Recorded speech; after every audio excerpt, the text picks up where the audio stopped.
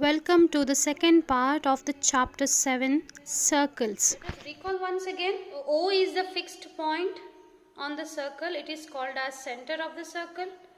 OA is a line segment that joins the center and point A, and this line segment is nothing but the radius of the circle. So what is radius? Radius is a straight line extending from the center of the circle to the circumference of the circle.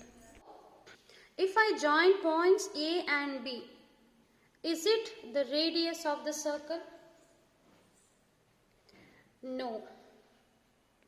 A and B cannot be the radius, because radius means the line segment or the distance from the center. The line has to come from the center to the point on the circle. So this cannot be the radius. Radius should go from 0 to the point on the circle, to any point on the circle.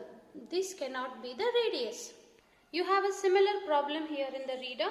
In the figure, OC is measure of the radius. Correct, because OC is the radius. If you measure OC, you will get the measure of the radius. Second one is AB is the radius. The point A and B is the radius of the circle. Is it right? No, AB is not the radius of the circle. AB is just a line segment drawn on the circle.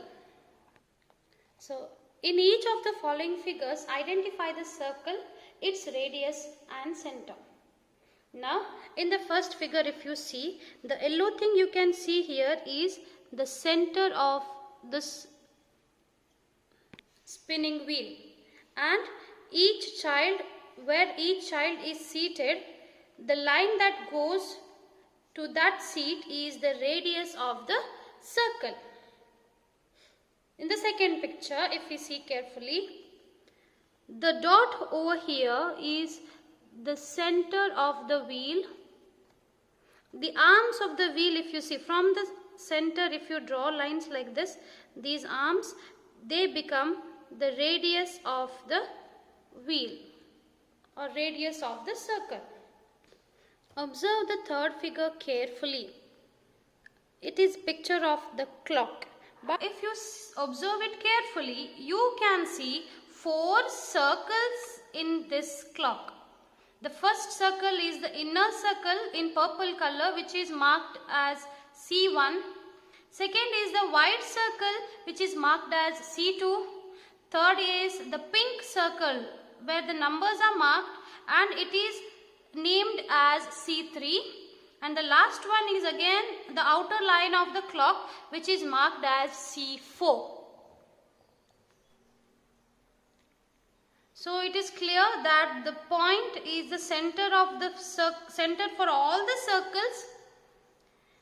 C1, the R hand is the radius of the circle C1. Minute hand is radius of the circle C2. For other, we don't have the radius, but you can see here the number themselves are the radius of the circle 3. And if you extend them out, they become radius for the circle C4. Last picture, if we see, we can see 2 cows. They are tied to a single needle. If you see properly, the rope tied to cow A from the needle is not stretched. If you observe carefully, it looks like a curve. Whereas the rope tied to the cow B is stretched properly, making it a straight line. And if the cow B moves in a circular path, it traces a circle.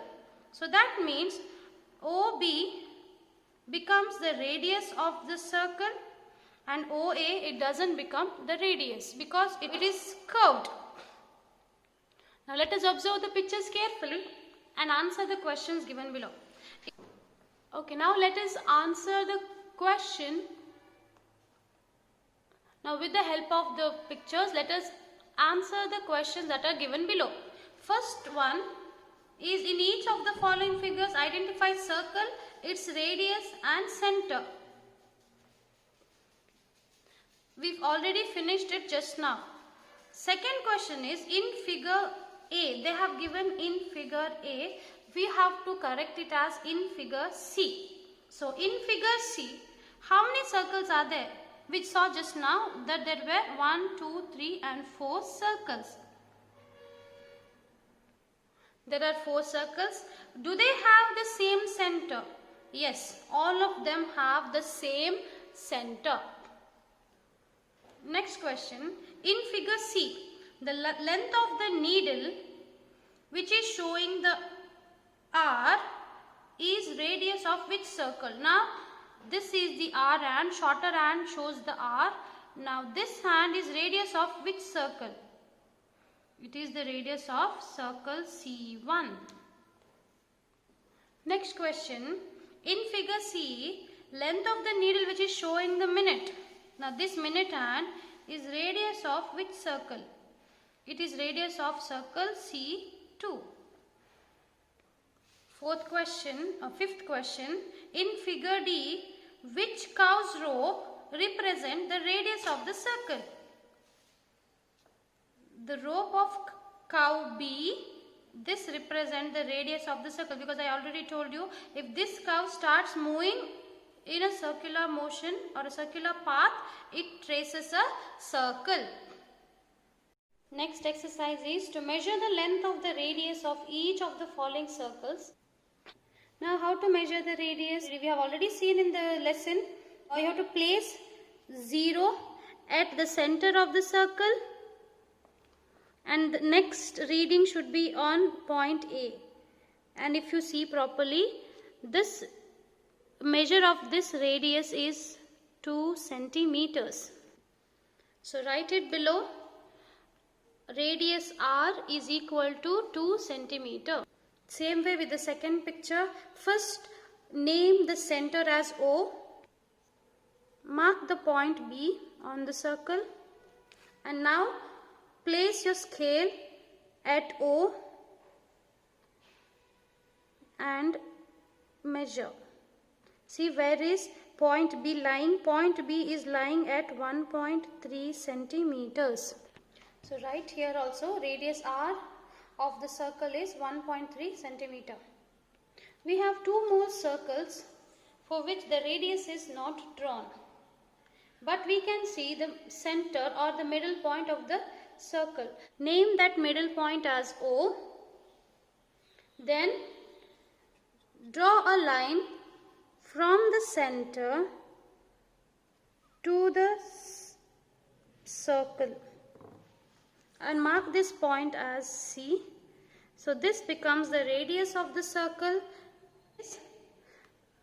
We can see the measure clearly that the radius is 3 centimeters.